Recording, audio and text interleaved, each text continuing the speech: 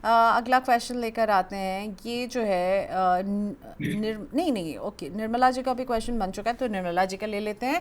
21 साल का उनका बेटा है जो सिप कर रहा है। वाह, क्या बात है, 21 साल की उम्र में सिप शुरुआत करवा दी है निर्मला जी ने।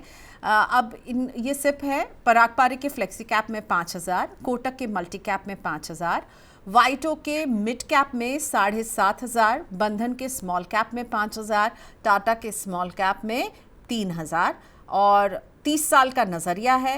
लार्ज एंड मिड कैप में जो है 33% का एक्सपोजर लिया है। Is that fine?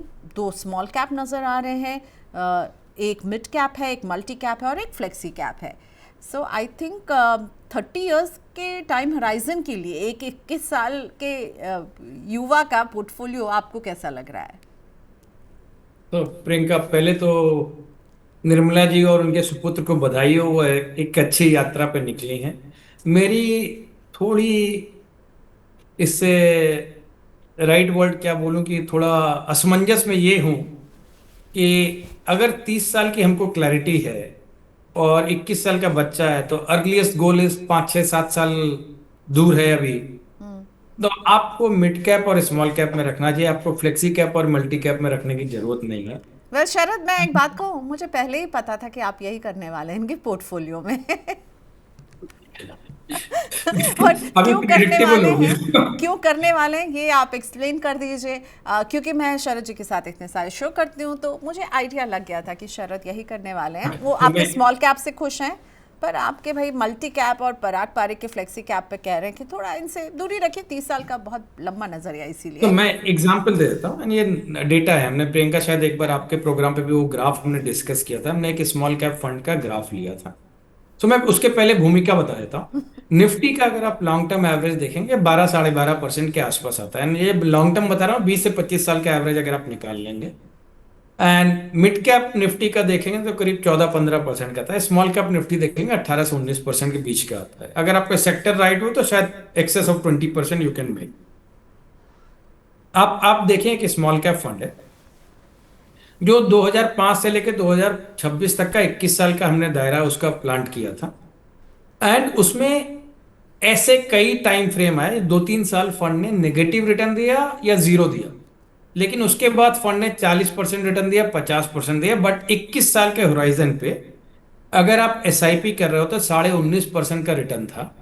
अगर आपने लमसम डाला होता तो 17% का रिटर्न था।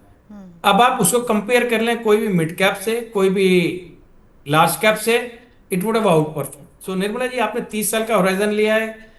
एक कारण तो ये आपको डेटा पॉइंट है। दूसरा क्या है कि आज की तारीख में भारत में जो इंडेक्स हैं वो ट्रूली रिफ्लेक्ट नहीं करते हैं द ग्रोइंग इकोनॉमी साइड। तो हमारी इकोनॉमिक ग्रोथ जो है वो माइक्रो कैप और मिड कैप सेगमेंट में ज्यादा है। जो भी स्टार्टअप कल को लिस्ट होंगे वो डायरेक्टली लार्ज कैप में तो नहीं आएंगे, वो micro cap, small cap, mid cap में आएंगे। तो अगर आपको आज की तारीख में डिफेंस खेलना है, फिनटेक कंपनी खेलनी है, कैपिटल मार्केट कंपनीज खेलनी है, ये प्रीडोमिनेटली आपका mid cap small cap segment में ही आएंगे। तो इसलिए अगर हमको यहाँ पे ग्रोथ देखनी, हॉस्पिटल चेंज है, पैथोलॉजी चेंज है, ये सब मिड कैप स्मॉल कैप में ही आएंगे। अगर ये खेलना है हमको लॉन्ग टर्म मेगा ट्रेंड्स में, तो हमको उस तबके में थोड़ा पैसा ज्यादा रखना पड़ेगा। मल्टी कैप क्या करता है, 25 25 25 तीनों में रखता है, 25% फंड में कहीं रख सकता है। फ्लेक्सी कैप में फंड में डिपेंडिंग ऑन मार्केट कहीं भी ऊपर नीचे कर लेगा। लेकिन आप कभी भी इतिहास में आप इससे अंदाजा लगा लें, 2000 में मार्केट सेंसेक्स लेवल बता रहा हूँ 6000 के आसपास था। आज की तारीख में हम 80,000 के आसपास हैं अपसाइड पे। तो हमने किया है करीब 13 14 टाइम। आप उसी टाइम से स्मॉल कैप का अगर इंडेक्स निकाल लेंगे तो वो करीब 20 टाइम से ऊपर होगा, आपको वहीं पे रिटर्न दर्शा देगा। मिड कैप देखेंगे तो 18 है। स्मॉल कैप डायरेक्टली आपको उतने टाइम का नहीं मिलेगा, क्योंकि इम्प्लाइड कैलकुलेशन एनएससी निफ्टी में मिल जाते हैं आपको, निफ्टी स्मॉल कैप के। आप उसको कंपैरिजन कर सकते हैं। वो तबका आपको ज्यादा परफॉर्म करके देगा। ये हमारा अपना सोचना है, बिकॉज रिटर्न्स आपको गोइंग फॉरवर्ड बनाने हैं। हिस्टोरिकल तो रिटर्न बनेगी नहीं। फिर कह रहे हैं कि भाई जो मिड कैप है वाइटो का उसको कंटिन्यू कीजिए, जो आपका स्मॉल कैप है तो वो कंटिन्यू कीजिएंगे, Bandhan small cap, Tata small cap. तो अगर फ्लेक्सी कैप और मल्टी कैप को बाय एक बाय एक ही कहेंगे। चीज है, Tata small cap they can have another look at it because it's been underperforming for last 4 5 years now. Yes, ये ये कई इन्वेस्टर्स ने हमें भी लिखा है। But what about this sir, कि फिर अगर वो 10,000 बच हो गए कि फ्लेक्सी कैप का, मल्टी कैप का में 5,000, फ्लेक्सी कैप में 5,000, और टाटा स्मॉल कैप की जगह एक और कोई स्मॉल कैप देखने के लिए आप कह रहे हैं, तो ये जो 10,000 बच रहे हैं फ्लेक्सी कैप और मल्टी कैप वाले, वो फिर कहाँ उसको इन्वेस्ट करें? एग्जिस्टिंग पोर्टफोलियो के मिड कैप और स्मॉल कैप में, या कुछ और? देखिए, अब इनका जो एसआईपी जा रहा है उसमें करीब 40% स्मॉल कैप, 40% आपका mid cap and 10% sector and 10% aggressive hybrid में रखें, कि बीच में कभी इमरजेंसी कुछ जरूरत पड़ी तो वो निकाल के एग्रेसिव हाइब्रिड से कर सकते हैं ठीक है। आप।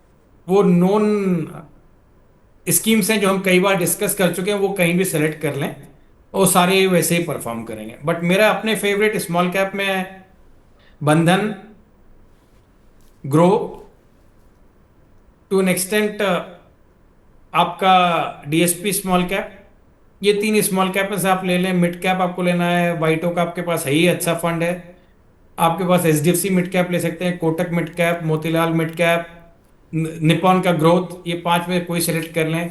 सेक्टर में आप ट्रांसपोर्टेशन, फार्मा या फाइनेंशियल सर्विस, तीन में कोई दो कर लें, या चौथा करना है तो पावर। बट सेक्टोरल फंड्स में मेरा एक ही सजेशन है, हर साल 1.5 साल पे आप ऑब्जर्व कर लें साइकिल अगर बदल रही कि नहीं। जैसे अभी आप देखेंगे निफ्टी मेटल से स्टार्टेड टू कूल डाउन, तो किसी ने कमोडिटी फंड में डाला होगा तो उसको ये टाइम है प्रॉब्ली प्रॉफिट बुक करके कोई दूसरा सेक्टर देखने के लिए।